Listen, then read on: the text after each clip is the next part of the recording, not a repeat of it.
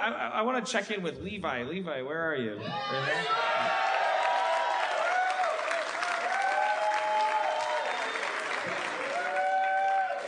Where is it? I mean, you don't have to come up if you don't want to, but I assumed you... Can we bring the house lights up, please? Yeah, come up.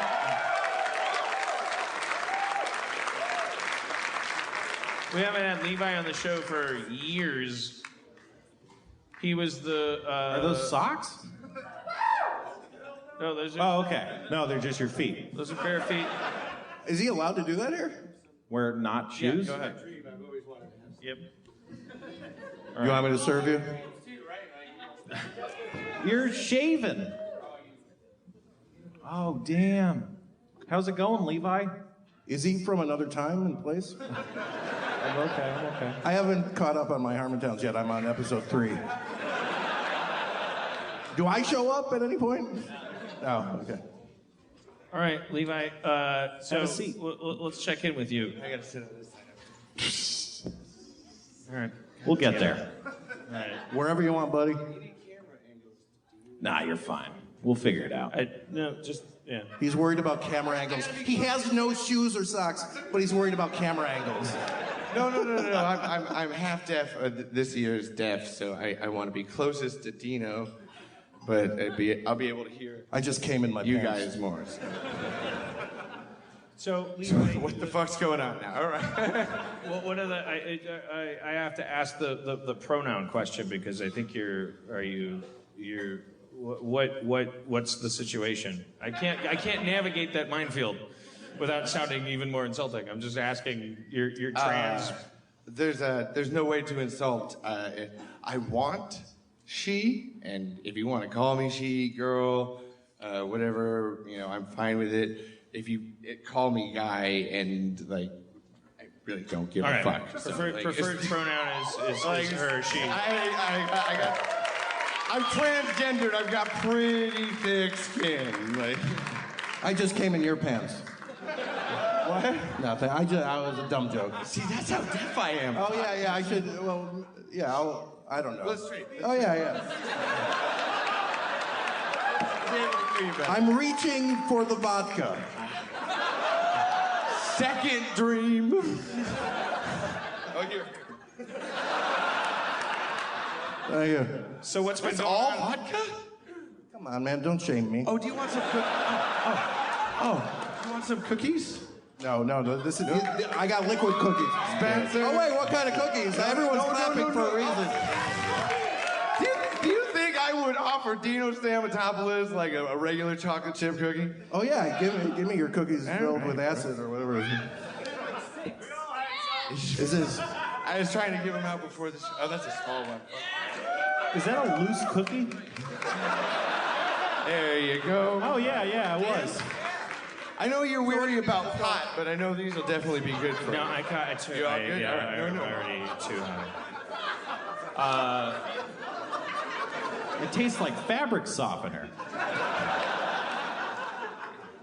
Well, what's been going on with you, Levi? The last time we talked to you, you were living on a ranch and you were walking over frozen piles of cow shit or something. I can't remember. That's a hobby, I guess, more than anything. That wasn't an accurate description of your life's work. No.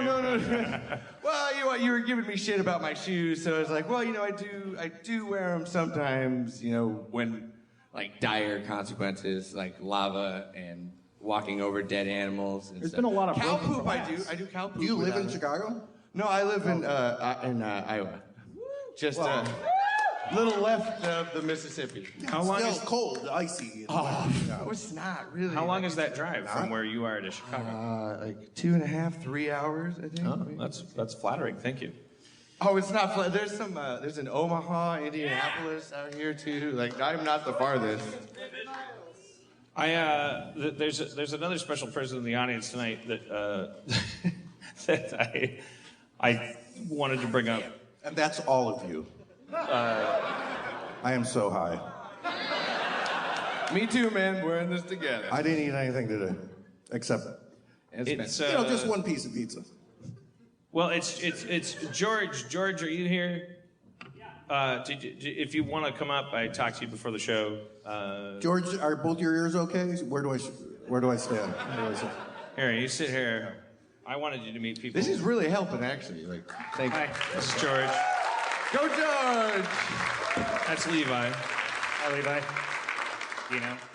But Levi, George, the last time I saw you, you were. Sorry, I'm. Thank you, George. Thank you. What? Really solving all the problems today.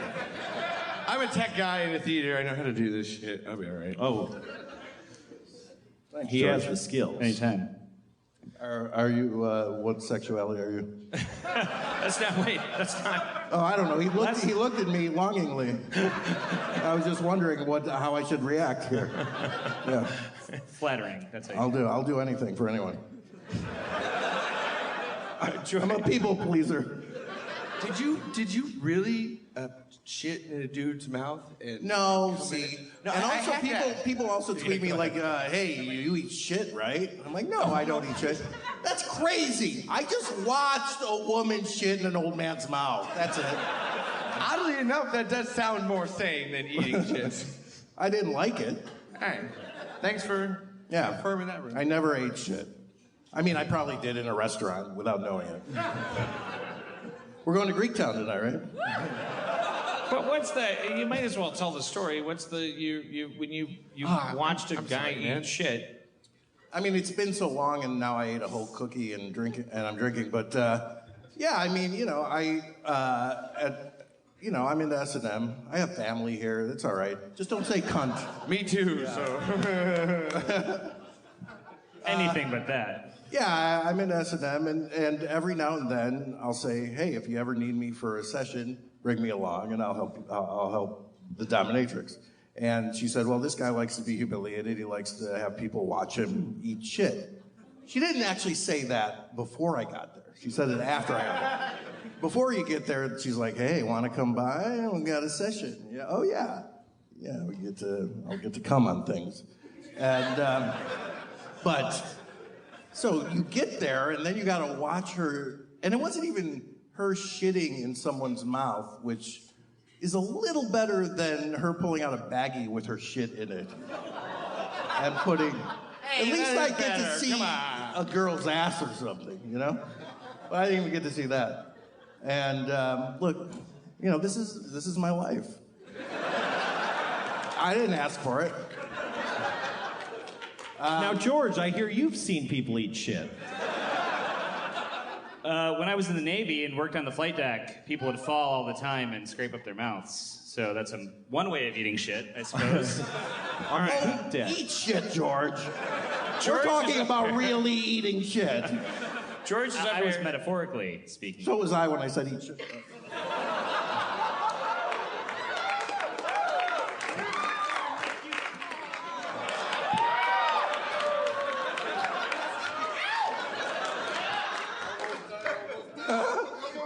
Done. I forgot what your penis was. I forget where my penis is too. It's like 1968. Like I felt. You're up here, George. I'll tell you why. Because you came up to me before the show and you said that since the last time you saw the show, which was a year ago, or you said No. Since I started listening to the show. Okay. No. You've had 13 deaths in your life. Yeah. Not in his life, in the life of people around him. In 2015. Right. You only ever have one death in your life. And that's, I'm high. it's a game changer. I guess, yeah. Yeah, last year, 15 people that I knew passed away. I got it wrong. Well, no. I told you since I started listening to the show. Oh, okay. Which was when I started film school, which actually Ridley's uncle teaches at, which is kind of funny. Oh, okay. But yeah. Ryan Ridley, guest comptroller.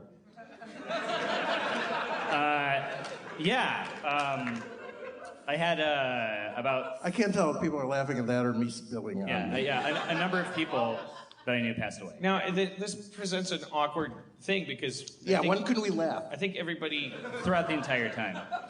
everybody. Terrific. I don't think I know how anymore. The thing that I think what of was is in that cookie? Sorry, I don't. It's all homemade. as a listener, when I hear that, I think I want to hear a list. From the best to the worst. And that means worst to best. Worst to best. Okay. But if it's honestly, I mean, I don't think I have to say if this is going to tear your soul apart. He said we can laugh whenever we want. I'm not cajoling you into doing this. You cannot do it. He obviously doesn't give a shit about people. He's a sociopath. I'm joking. I'm a sociopath. We know, Dino. We know. I mean, some of them I'm going to skip because it's still a little too fresh and close to my heart. But so for a number of years, I was a pastor, and I worked at a couple of different churches, and some of them into the thousands of people. And some of the people that I worked with really closely, just car accidents, heart attacks. I worked with the unhoused population for a long time, and so some of them froze to death. And also Jesus. That was a Jesus joke. died That was too, a joke. right? The froze to death. I was fine with it. I was like, you got me, Pastor. I'm going to hell. I absolutely accept. I was like, I had no problem with it. I was like, yep. We had our fun. Was a pastor. No longer. You get fired twice, you assume that it's not your job anymore. For real. And then, Room 218. yeah. I have to say at this point, saying all these people died in your life, and you're a pastor, it's kind of cheating. Well, it's like I had a lot of deaths in my life. I'm a murderer. My family, I had 15 deaths in my family. I'm a community leader. The world's my family. No. I left my last place 3 years ago.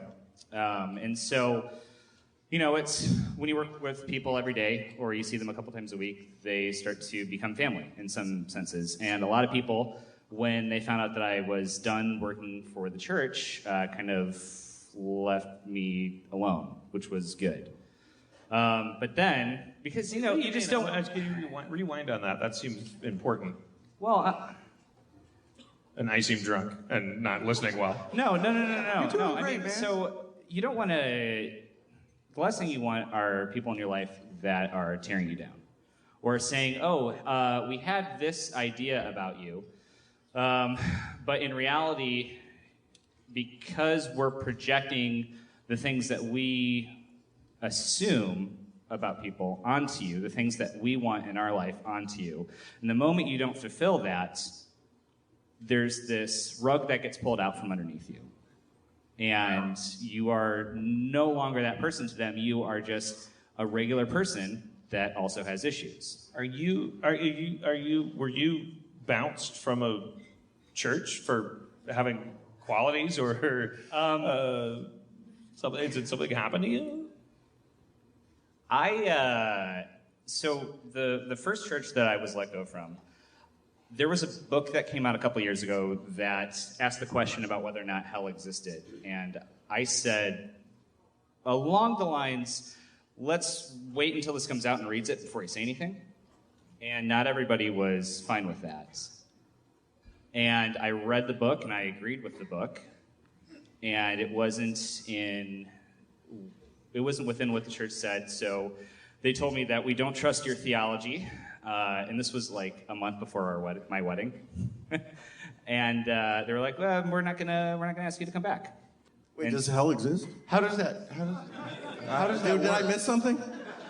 Is hell there? Let me ask you a question, Dino. I'm in hell now. Well, no, seriously. Where can you imagine more horrible things happening?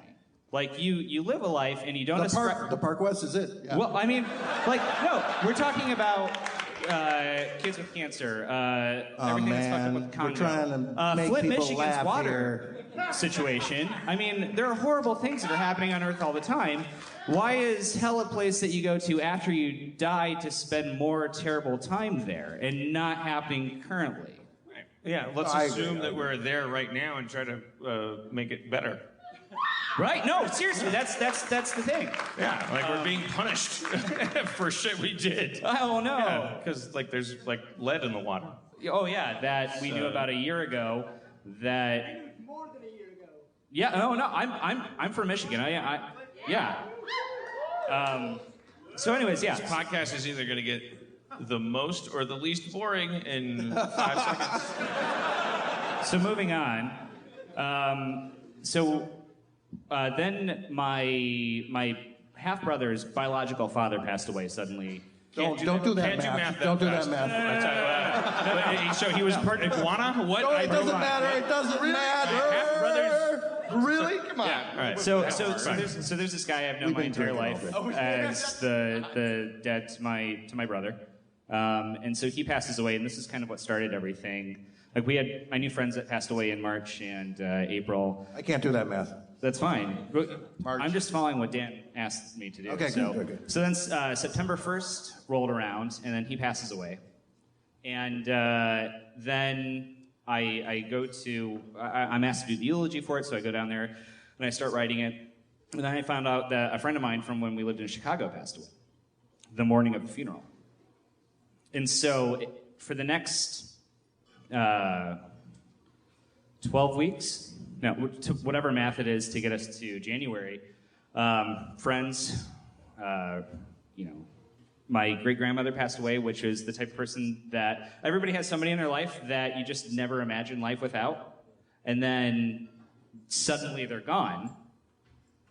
And there's this 14 more people. well, yeah, I mean, but this was the catalyst to where this just depression started in, and it felt like every week there was, oh, hey, this person passed away. Oh, hey, your best friend from boot camp who has a 4-year-old son who's 29, develops stage 4 colon cancer.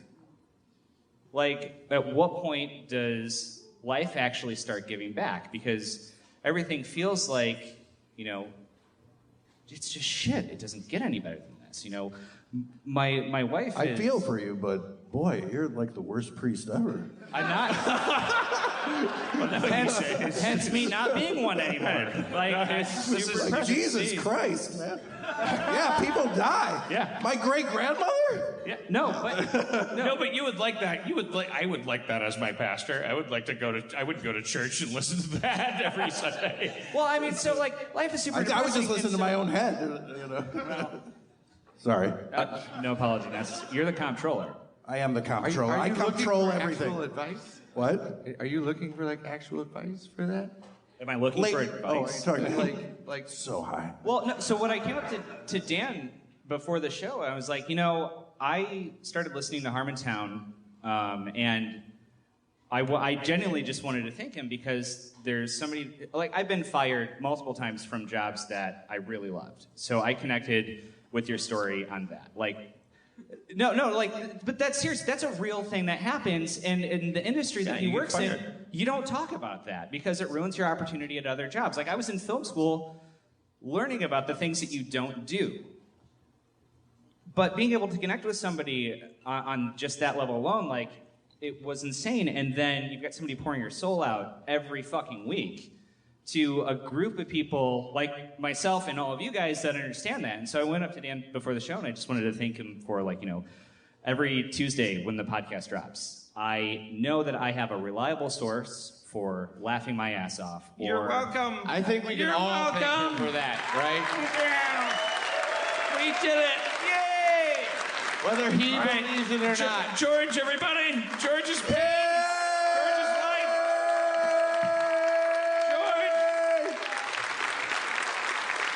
George. George, sorry right. about everything.